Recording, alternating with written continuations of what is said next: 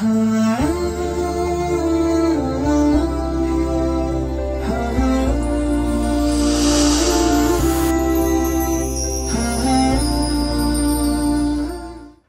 علیکم ورحمۃ اللہ وبرکاتہ۔ یہاں پر ہمیں اس بات کو بھی جاننا ضروری ہے کہ سائنس کہتی ہے اتنے کروڑ سال پہلے دنیا بنی، دنیا کا فلاں مذہب کہتا ہے اتنے کروڑ سال پہلے یہ یوگ تھا وہ یوگ تھا، اب بہت ساری چیزیں سامنے ہیں۔ اور دوسری طرف جب ہم حضرات انبیاء کرام علیہم السلام کی تاریخ کا جائزہ لیتے ہیں تو انبیاء کرام علیہم السلام کی تاریخ کا جائزہ لینے سے پتہ چلتا ہے کہ 10,000 سال، 12,000، 15,000 سال سے زیادہ انسان کوئی زمین کے اوپر ہوا نہیں۔ تو آخر اس مسئلے کو کیسے حل کیا جائے؟ تو اس سلسلے میں اس بات کو ہم جیسا کہ پہلے ہی بتا چکے ہیں کہ اسلام نے جن چیزوں کو بیان کیا ہے بڑے ہی اوتھنٹک انداز میں بیان کیا ہے۔ دوسری بات یہ کہ ایک ہے کائنات کا کریشن، کائنات کا وجود، اور ایک ہے انسان کا وجود، دو الگ الگ حیثیتیں ہیں۔ کائنات کب وجود میں آئی؟ اسلام کائنات کیسے بنی، کس نے بنائی، اس کو تو بتا رہا ہے اسلام، لیکن اسلام نے خاص طور پر اتنے سال پہلے یہ ہوا، اتنے سال یہ ہوا، ان چیزوں کے اوپر فوکس نہیں کیا۔ کیوں نہیں کیا؟ اس وجہ سے اسلام نے نہیں کیا کہ اس کی انسان کو ضرورت نہیں۔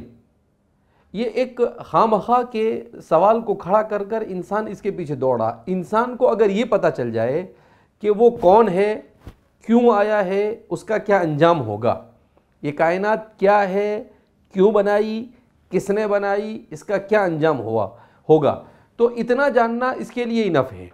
اور اس کے بعد پھر انسان اپنے کام میں لگ جائے۔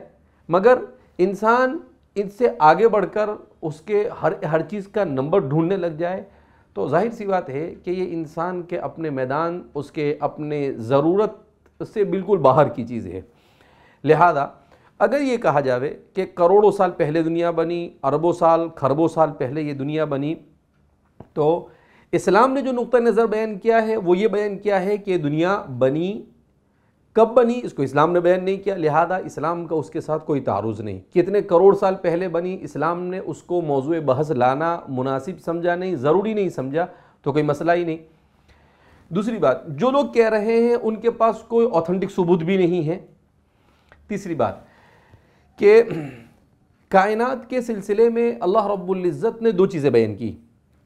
ایک تو اللہ نے انسان کے بارے میں بیان کیا کہ وَمَا خَلَقْتُ الْجِنَّ وَالْإِنسَ إِلَّا لِيَعْبُدُونَ، کہ انسان اور جنات کو ہم نے محض اپنی عبادت کے لیے پیدا کیا۔ دوسرا، کائنات کے بارے میں اللہ نے بیان کیا خَلَقَ لَكُم مَا فِي السَّمَاوَاتِ وَمَا فِي الْأَرْضِ، کہ ہم نے تمہارے لیے آسمانوں اور زمین میں جو کچھ ہے وہ سب ہم نے تمہارے لیے بنایا۔ تو اس سے ایک بات یہ واضح ہو گئی کہ انسان یہ مقصود کائنات ہے اور پوری کائنات کو انسان کے لیے بنایا گیا ہے۔ اسی لیے قصۃ الخلق کے مصنف نے اس بات کو بہت اچھے انداز میں واضح کیا ہے کہ اللہ نے پہلے عرش کو بنایا، پھر لوح و قلم کو بنایا، پھر کرسی کو بنایا، پھر اس کے بعد اللہ نے آسمان کو، اس کے بعد زمین کو، پھر اس کے بعد اللہ نے درختوں کو بنایا، پھر اس کے بعد اللہ رب العزت نے حیوانوں کو بنایا۔ اس پوری ترتیب کو دیتے ہوئے انہوں نے اس میں ثابت کیا ہے کہ 19 یا 20ویں نمبر پر سب سے اخیر میں اللہ نے انسان کو بنایا۔ اور انہوں نے یہ ثابت کیا کہ چونکہ پوری کائنات کو انسان کے لیے بنایا گیا تھا، لہذا پہلے پوری کائنات کو بنا دیا گیا، اور جب یہ کائنات اس قابل ہو گئی کہ انسان سکون کے ساتھ، اطمینان کے ساتھ، اور اللہ جس خلافت کا اس کو ذمہ دار بنا رہا ہے، اللہ نے کہا سخر لکم، ہم نے تمہارے لیے مسخر کیا، تمہارے تابع کر دیا دنیا کی ہر چیز کو۔ تو ہر چیز کو پیدا کرنے کے بعد آخر میں اللہ رب العزت نے انسان کو اس دنیا کے اندر میں بھیجا، اور پھر اس دنیا پر انسان کو بھیجنے کے بعد کہا کہ اسے عدل قائم کرنا ہے۔ اللہ نے جو صلاحیتیں دی ہیں ان صلاحیتوں کو اللہ کی مرضی کے مطابق استعمال کرنا ہے، اپنی مرضی سے استعمال نہیں کرنا ہے۔ ان تمام چیزوں کو ساتھ اللہ رب العزت نے اسے اس دنیا کے اندر میں بھیجا۔ تو اس سے کیا معلوم ہوا کہ ہمیں یہ جاننا ضروری ہے ہم کیوں آئے اور کیا کریں گے تو ہمارا کیا انجام ہوگا۔ اس سے زیادہ بہت زیادہ اس میں جانا اور اس کے نمبرز کو نکالنا یہ ظاہر سی بات ہے، نہ اس کی ہم کو ضرورت ہے اور نہ اس فیلڈ میں ہم کو جانے کی کوئی گنجائش ہے۔ تو ہمیں عبادت کے بارے میں بھی ہمارا جو مفہوم ہے وہ یہی ہے۔ اسلام کہتا ہے کہ عبادت صرف مسجد میں آ کر نماز پڑھنا، رمضان شروع ہو جائے تو روزہ رکھنا یہ عبادت نہیں۔ آپ صبح سے لے کر شام تک اللہ کی مرضی کے مطابق جو بھی کام کرے وہ عبادت ہے۔ آپ بازار میں تجارت کریں، اسلام کے طریقے کے مطابق حلال تجارت کریں، وہ بھی عبادت ہے۔ آپ اپنی خواہش کو پورا کریں، اسلام کے بتائے ہوئے طریقے کے مطابق پورا کریں، وہ بھی عبادت ہے۔ ہر چیز انسان اپنی ایک ایک چیز کو عبادت، صرف وہ یہ کہ بھئی میں اللہ کی مرضی کے مطابق اس چیز کو کرتا ہوں تو وہ چیز عبادت بن جاتی ہے۔ اسی کو اللہ نے کہا وَمَا خَلَقْتُ الْجِنَّ وَالْإِنسَ إِلَّا لِيَعْبُدُونِ۔ اسی لیے انسان کو اس حقیقت کو سمجھ لینا چاہیے وَاتَّخَذَ إِلَٰهَهُ هَوَىٰ، کہ دنیا کے اندر میں اپنی خواہشات کو انسان نے معبود بنا لیا۔ اللہ قرآن کریم میں اللہ فرماتے ہیں کہ بہت سارے لوگ ایسے ہیں جنہوں نے اپنی خواہشات کو معبود بنا لیا، یعنی جیسے اللہ کی پرستش کرنی چاہیے ویسے اپنی خواہشات کی پرستش کرتے ہیں، اور گویا کہ اسی کو انہوں نے معبود بنا کر رکھا ہے کہ جو دل میں آیا، مرضی میں آیا، لبرل کے نام پر اور فریڈم کے نام پر اور آزادی کے نام پر وہ ساری چیزیں کر دیتا ہے۔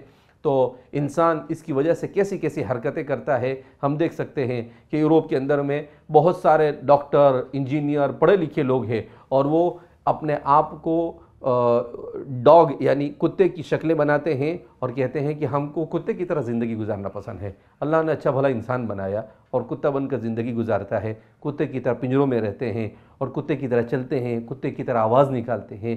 یہ انسان کا یہ نالج، انسان کی معلومات اور انسان کے علم، انسان کے سرٹیفکیٹ، انسان یہ صرف کیا کام کی اگر انسان کو یہی پتہ نہ ہو کہ اس کی حقیقت کیا ہے۔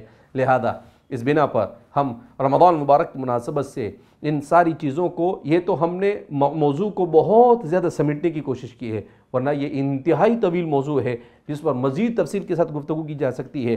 اگر آئندہ ہمارے لوگوں کو اس میں دلچسپی ہے تو انشاءاللہ ہم اس موضوع کو اور وضاحت کے ساتھ، پریزنٹیشن کے ساتھ اور ڈیبیٹ کے انداز میں ہم لانے کی کوشش کریں گے تاکہ مسئلہ واضح ہو جائے اور ہم اپنے خالق اور مالک کے ساتھ جڑ جائے اور اللہ رب العزت کو راضی کرنے اور اپنے مقصد حیات کو پانے میں ہم کامیاب ہو جائے۔